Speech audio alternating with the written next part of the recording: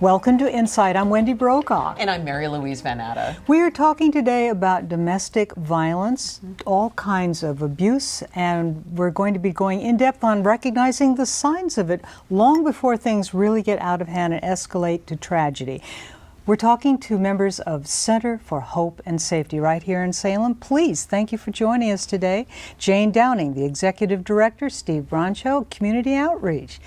I'm so glad you could come back. And this is your second time on InSight. Thank you for returning back. Thank you for having us. Yeah, it's super. Yeah, I really appreciate what you do in the community. It's such important work. But for those who aren't so familiar, can you give us kind of an overview of the Center for Hope and Safety and what it's all about? Sure. So the Center for Hope and Safety, formerly Mid-Valley Women's Crisis Service for many years, has been serving the community for 45 years now. We just had an anniversary this summer. And we provide... Congratulations. Thank you. We provide services to victims of domestic violence, sexual assault, stalking, and human trafficking in Marion County and parts of Polk County.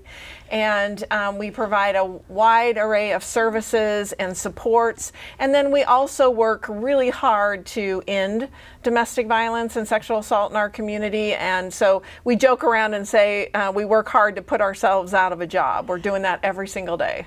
Good. That's wonderful. Totally amazing. You know, I just want to make sure that people understand domestic violence. They go, oh, that doesn't involve me. That doesn't involve anybody I know. Or they say, how do I even know when it's getting to the point? Or I haven't been hit, so I must not be a victim. Yeah, and we hear that a lot. But what we know from places like the Center for Disease Control, in Oregon, 37% of women will be victims of domestic violence, sexual assault, or stalking in their lifetime. And you know, that's just one point in time count of how many are being impacted. And so it doesn't also talk about men who are being abused, individuals who are from underserved communities, LGBTQ, you know, all of those different ones, but it gives us some idea of how many individuals are being affected. And so when you take those numbers and you look at them, what you realize is every school is impacted by domestic violence. Every workplace is impacted by domestic violence. Either themselves or someone that they know and care about probably has been a survivor of violence. And so it really touches a lot more folks than people even realize. What are some of the signs? And before we get into that, you can find all of this information on their website, and that's running on the screen right now. So if you need help right now, there's a way right now. What are some of the signs? So the classic signs of domestic violence are going to be, the number one is charm. The abuser often is very charming to that person, and so they think they found just the perfect person for them.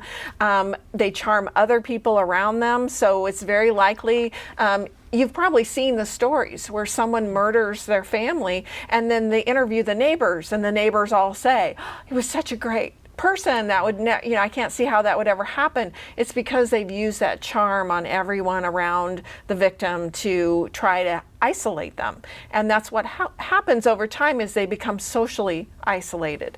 And so over time, either people won't believe it's happening, or the abuser will actually say, you don't get to be around your family. I don't like it when you're, you know, with your friends. And so over time, they get more and more socially isolated. They also may be geographically isolated. And so we see this where they move here from someplace back east, they come here, they have no friends, no family, no job. And you think, well, why would they move here? Well, in one, you know, just one swoop, he's taking care of everything, right? That she has no social supports and she has no family. And I'm saying she because the majority of victims are female, but we do also help victims that are male. And Steven is a trained advocate, you know, that can work with males and is one of two advocates. So, but just for, you know, so I'm not doing the he, she, he thing. I'm using he for perpetrator and she for victim. And so not only will they, maybe move here from back east, but maybe move around from place to place to place in the same community. And so they never get a chance to get to know their neighbors. No one's, waving over the fence, hi, how are the kids? Much less likely to call 911. I don't know those people. I'm not going to get involved. Another way we see that is a warning sign is jealousy.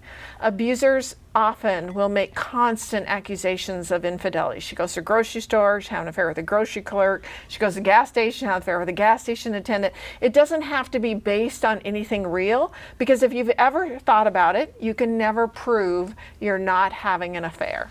It's a perfect accusation to make. And so what will happen is victims actually will become more isolated because they don't want that accusation to come their way. Most of them don't have the time, energy, or interest in having an affair. Sure. But they don't want that accusation to happen, and so they'll even isolate themselves further to try to make it not happen. What they don't understand is that accusation is going to happen anyway. One of the things I learned from spending some time with Jayne and spending some time with Steven out at the center is very surprised that I always thought this was much of a socioeconomic condition. Yeah. And that people of every age, every income level Cuts can across suffer, all things. can It does. suffer It abuse. does. And just because you have resources does not mean you're free of that. And it sounded like sometimes you're even more you're more unlikely to go forward because you're worried about losing your status in the community, you're worried about your spouse, and other children. And so that was really interesting to me. Yeah, and most of the time it really is about the children. I don't want my children to lose that resource of having access to money they wouldn't otherwise have. And so victims sometimes will stay in order to keep that. Or if they're middle income and they're both working, very often the abuser will get their finances very intertwined so they can't see their way out of debt. And so it's just another way to control that person, which is another one of the big warning signs is control. That person wants to control them 24 hours a day, tell them where to go, who to see, how to dress. And then the other one is emotional abuse, starting out being charming and telling them they're great and wonderful, and then over time telling them they're worthless, no one else will ever love them. And you think about it, the person that's supposed to love you the most in the world is the one telling you can't do anything right, and that it's all their fault that the abuse is happening. And so victims come to believe it's my fault. If I could just get dinner on the table at 5 o'clock instead of 5 after, he wouldn't hit me. What they don't realize is he's making it impossible to have dinner on the table or any of the other things. It doesn't de-escalate, it only escalates. I mean, once you start getting hit it's not going to just, magically get better. You do Chances need to. are it's Yeah, not. that was An abuser could stop, but chances are they don't want to stop because it's getting them what they want. And so someone may be at a place where they're ready to start inquiring. What would be the process that they would go through? And let's say they're ready to leave. What happens when they contact the Center for Hope and Safety and they say it's time for me to go? So most often they're going to contact us either through the crisis line or walk through at our office at 605 Center Street Northeast in Salem. That's right next to Macy's, right? Yes, Okay. right across the street from the Macy's parking lot. Okay. They can walk in 9 to 5 Monday through Friday, meet with an advocate, talk with them, and that's what they're doing. They're talking with someone about, this is my situation. We don't pry about details or any of that. They don't have to prove anything. And they don't have to make a decision that second. They do not. So. They can just talk about, this is my situation. What would be, what resources do you have? What advice could you give? We don't tell people what to do, but we give them options and choices about what there is available. And if you have to, can you quickly mobilize resources so that they could immediately leave if they need to? And that's where the 24-hour-a-day shelter comes in, where we have that available, and they and their children, or they don't have to have children to come in, can come into our shelter, and we always have those trained advocates and staff who are available to be able to meet with them in a safe location. We never go to where the violence took place, but we'll figure out a safe place to meet and and we'll be able to talk with them about, is our shelter a good option for you? And then we provide everything while they're in shelter: food, clothing, hygiene And this items, is a safe school house supplies. that's not known, so they have a chance to feel safe, and they can get the resources and maybe Absolutely. medical care and whatever they need, and safety for their families. Absolutely, we get them connected with whatever resources they need, and then we have staff that works with them every day about, where do I go from here? What do I want to have happen with my life, and how do I, make sure myself and my children are safe? And so we provide all of that to them. Steven, when you're out in the community, what are kind of some of the questions that people, I know we see you at all the events, you're always Yes. representing and telling the story about the Center for Hope and Safety. What kind of questions do people ask when they're... So, being the community engagement manager and going out and doing many presentations and education to the public and to businesses, some of the questions are, what can I do if I have a friend that's being abused, or a lot of times family is being abused, a sister, an aunt, or a brother. And so I have received lots of disclosures, and so I always direct people to our website or to our 24-hour hotline. We have a 24-hour hotline 365 days a year. It's answered in English and in Spanish 24 hours a day. I carry brochures with me pretty much everywhere I go that talks about the different programs that we offer. We have support group. That might be a way that people can engage with us if they need support, is to go to a support group.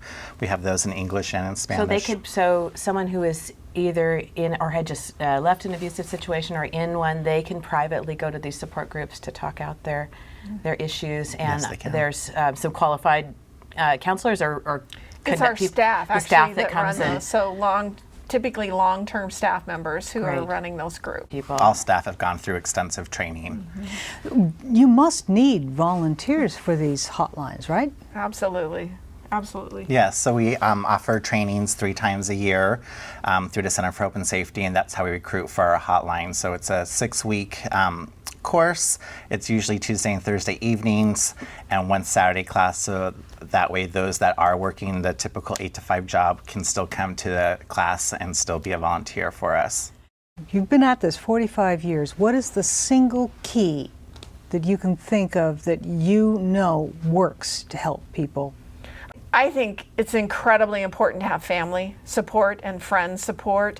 And so if people will educate themselves on the dynamics, and our website is a great place to start with that, because a lot of times domestic violence is counterintuitive. You think, oh, they just should get out. Well, actually, that's the most dangerous time for them, when they're either attempting to leave or have left the relationship. So safety planning becomes really critical in those moments. And so it's not as easy as just saying to someone, just get out. They really have to have some thought behind that and figure out what's going to be the safest way to be able to do that.